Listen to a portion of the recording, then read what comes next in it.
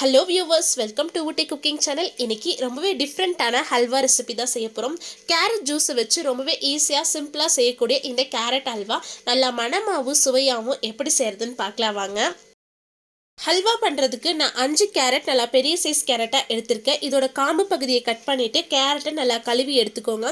தோலெல்லாம் சீவி எடுக்கணும்னு அவசியம் இல்லை. இந்த கேரட்டை ரஃபாக கட் பண்ணி எடுத்தோம்னா போதும். நம்ம நார்மலாக கேரட் ஹல்வா பண்ணும்போது கேரட்டை நல்லா துருவி எடுத்து செய்யணும். ஆனால் இந்த ரெசிபிக்கு கேரட்டை ரஃபாக கட் பண்ணி செஞ்சோம்னாலே போதும், டைமும் நமக்கு சேவ் ஆகும்.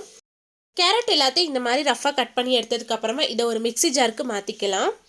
இது கூடவே 5 ஏலக்காய் சேர்த்துட்டு மிக்சியில் லைட்டாக பல்ஸ் கொடுத்து எடுத்துகிட்டு வந்துடலாம். கேரட் இந்த மாதிரி நல்லா ஈவனாக அரைப்பட்டு வந்ததுக்கு அப்புறமா இதில் 2 கப் அளவுக்கு தண்ணி சேர்த்துருக்கேன். அந்த கேரட் மூழ்கிற அளவுக்கு தண்ணி சேர்த்துக்கோங்க, சரியாக இருக்கும். சேர்த்துட்டு நல்லா அரைச்சி எடுத்துகிட்டு வந்துடலாம்.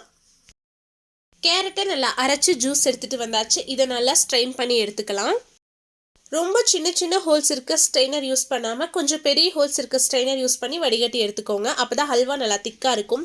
மீதி இருக்க சக்கையை திரும்ப மிக்சியில் சேர்த்து கூட 1 கப் அளவுக்கு தண்ணி சேர்த்து திரும்ப நல்லா அரைச்சி ஜூஸ் எடுத்துகிட்டு வந்துடலாம். நம்ம ரெண்டாவது எடுத்த கேரட் ஜூஸையும் நல்லா ஸ்ட்ரெயின் பண்ணி எடுத்துக்கோங்க. இந்த சக்கையெல்லாம் வேஸ்ட் பண்ண வேண்டாம், செடிக்கு உரமாக சேர்த்துக்கலாம். கேரட் ஜூஸ் ரெடியாக இருக்குது. இந்த கேரட் ஜூஸ் கூடவே 6 டேபிள் ஸ்பூன் அளவுக்கு நான் கார்ன்ஃப்ளவர் மாவு சேர்த்துருக்கேன். கார்ன்ஃப்ளவர் மாவு சேர்த்து செய்யும் போது தான் ஹல்வா நல்லா திக்காக இருக்கும். இதே மாதிரி நீங்கள் பீட்ரூட் ஹல்வாவும் செய்யலாம், ரொம்ப நல்லா டேஸ்ட்டாக இருக்கும். கார்ன்ஃப்ளவர் மாவு சேர்த்துட்டு நல்லா கலந்து விட்டுருங்க. நம்ம சேர்த்த கார்ன்ஃப்ளவர் மாவு எல்லாமே அடியில் போய் கெட்டியாக தங்கிடும். அது எல்லா பக்கமும் படுற மாதிரி நல்லா ஈவனாக கலந்து விட்டுருங்க. எந்த ஒரு சின்ன கட்டிகளும் இல்லாத மாதிரி ஒரு விஸ்கு வச்சு நல்லா கலந்து எடுத்துக்கோங்க.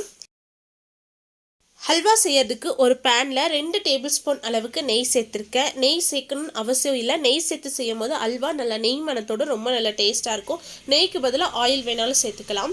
இது கூடவே 10-15 முந்திரி பருப்பை சின்ன சின்னதாக கட் பண்ணி எடுத்திருக்கேன். இதை சேர்த்துட்டு முந்திரி பருப்பு நல்லா பொன்னிறமாக ஆகிற வரைக்கும் நெய்யில் வதக்கி எடுத்துருங்க. முந்திரி பருப்பு நல்லா பொன்னிறமாக வதங்கி வந்ததும் இதை வேற ஒரு பிளேட்டில் மாற்றி எடுத்து வச்சிடலாம்.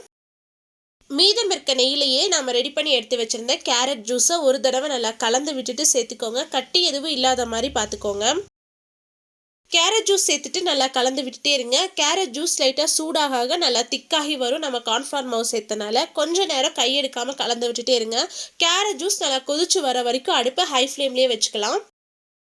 ஒரு 5 நிமிஷத்துலேயே கேரட் ஜூஸ் இந்த அளவுக்கு நல்லா கெட்டியாகி வந்துடும். பார்க்கும் போதே தெரியும் இந்த அளவுக்கு நல்லா ஷைனிங்காக இருக்கும். ஆனால் கேரட் ஜூஸ் இன்னும் நல்லா கொதிச்சு வரல, அதனால் அடுப்பை ஹை ஃப்ளேமில் வச்சே நல்லா கலந்து விட்டுட்டு இருக்கலாம். இப்போ ஹல்வா நல்லா கொதிச்சு வந்துருச்சு. இதுக்கப்புறமா நம்ம அடுப்பை மீடியம் ஹை ஃப்ளேமில் வச்சுக்கணும். ரொம்ப ஹை ஃப்ளேமில் வச்சோம்னா ஹல்வா சீக்கிரமாக அடி பிடிச்சிரும். அதனால் மீடியம் ஹை ஃப்ளேமில் வச்சு கலந்து விட்டுட்டே இருங்க. இன்னும் ஒரு 10 நிமிஷத்தில் ஹல்வா இன்னும் நல்லா திக்காகி வந்துடும். கேரட் ஹல்வா இந்த அளவுக்கு நல்லா திக்காகி வந்ததுக்கு அப்புறமா நாம இதுல சர்க்கரை சேர்த்துக்கலாம். நம்ம சேர்த்து கேரட் ஜூஸ் நல்லா பாதியாகி வந்ததுக்கு அப்புறமா தான் இதுல சர்க்கரை சேர்த்துக்கணும். நான் 200 கிராம் அளவுக்கு சர்க்கரை சேர்த்துருக்கேன். நீங்க சர்க்கரை சேர்த்துட்டு நல்லா கலந்து விட்டுட்டு சர்க்கரை சரியா இருக்கான்னு செக் பண்ணி பார்த்துக்கோங்க. பத்தலைன்னா இன்னும் கொஞ்சம் சேர்த்துக்கலாம். சர்க்கரை இவ்வளோதான் கரெக்டாக சொல்ல முடியாது. நம்ம எடுத்திருக்க கேரட் ஜூஸோட அளவை பொறுத்து தான் இருக்கும். உங்களுக்கு எந்த அளவுக்கு இனிப்பு தேவைப்படுதோ அந்த அளவுக்கு நீங்கள் சர்க்கரை சேர்த்துக்கலாம்.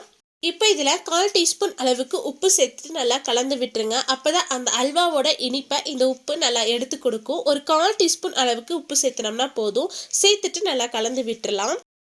இப்போ பாருங்க அல்வா எந்த அளவுக்கு நல்லா திக்காகி வந்திருக்குன்னு. இன்னும் ஒரு 5 நிமிஷம் நம்ம நல்லா சுண்ட வச்சு எடுத்துக்கலாம். அவ்வளோதான், அல்வா இந்த அளவுக்கு நல்லா கெட்டியாக திக்காக வந்ததுக்கு அப்புறமா இதில் நம்ம நெய்யில் பொரிச்சு எடுத்து வச்சுருந்தா முந்திரி பருப்பை சேர்த்துக்கலாம்.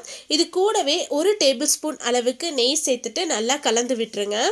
நீங்கள் கரண்டி வச்சு அப்படியே இழுத்து விட்டிங்கன்னா அந்த பேன் கரெக்டாக தெரியணும். அல்வா கரெக்டாக பிரிஞ்சு வரணும். இந்த ஸ்டேஜ் வந்துச்சுன்னா அல்வா ரெடி ஆயிடுச்சுன்னு அர்த்தம். நம்ம அடுப்பை ஆஃப் பண்ணிடலாம். நான் ஒரு பாத்திரத்தில் சுற்றி வர நல்லா நெய் தடவி எடுத்து வச்சுருக்கேன். இதில் கொஞ்சமாக நட்ஸை சின்ன சின்னதாக கட் பண்ணி சேர்த்துக்கலாம். இது சும்மா ஒரு அழகுக்காக தான் சேர்த்துக்கிறேன். இதுக்கு பதிலாக நீங்கள் கொஞ்சம் வெள்ளை எள்ளு வேணாலும் சேர்த்துக்கலாம். நான் நட்ஸும் சேர்த்துருக்கேன், வெள்ளை எள்ளும் சேர்த்துருக்கேன். இதில் நம்ம ரெடி பண்ணி எடுத்து வச்சுருந்த அல்வாவை சேர்த்துக்கலாம். நீங்கள் முதலையே பாத்திரத்தில் நெய் தடவி எடுத்து வச்சிடணும். ஹல்வா ரெடி ஆகி அடுப்பு ஆஃப் பண்ண உடனே நம்ம இந்த பாத்திரத்தில் மாற்றிடணும். ஏன்னா அல்வா ஒரு 2 நிமிஷத்துலேயே ரொம்ப சீக்கிரமாக செட் ஆகிடும். நம்ம அல்வாவை பாத்திரத்தில் சேர்த்த உடனே மேல் பக்கம் ரொம்ப சீக்கிரமாக இறுகி வந்துருச்சு. ஒரு 5 நிமிஷத்துலேயே அல்வா கரெக்டாக செட் ஆகி வந்துடும். இப்போ ஹல்வா நல்லா செட் ஆகி வந்துருச்சு. இதை ஒரு பாத்திரத்தில் நம்ம மாற்றி எடுத்துக்கலாம். ஒரு பிளேட் வச்சுட்டு இந்த பாத்திரத்தை அப்படியே கவுத்துனோம்னா அழகாக வந்துடும். அவ்வளோதான், ரொம்பவே சூப்பரான டேஸ்ட்டில் நம்மளுடைய கேரட் அல்வா ரெடி ஆயிடுச்சு. பார்க்கறதுக்கே நல்லா கலர்ஃபுல்லாக ரொம்ப அழகாக இருக்குது. நாம் இதில் எந்த ஒரு ஆர்டிஃபிஷியல் கலரும் சேர்க்கல. கேரட்டோட கலரே ரொம்ப நல்ல ஒரு பிரைட் ஆரஞ்சு கலரில் இருக்குது. இது இப்போ நம்ம கட் பண்ணி பார்க்கலாம்.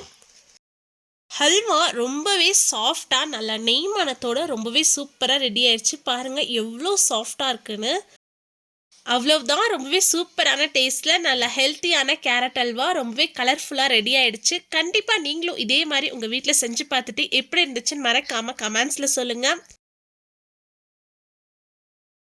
உங்களுக்கு இந்த வீடியோ பிடிச்சிருந்தா லைக் பண்ணுங்க, ஷேர் பண்ணுங்க, மறக்காம ஊட்டி குக்கிங் சேனலுக்கு சப்ஸ்கிரைப் பண்ணுங்க. மீண்டும் அடுத்த ஒரு ரெசிபியில் சந்திப்போம். Bye. See you soon.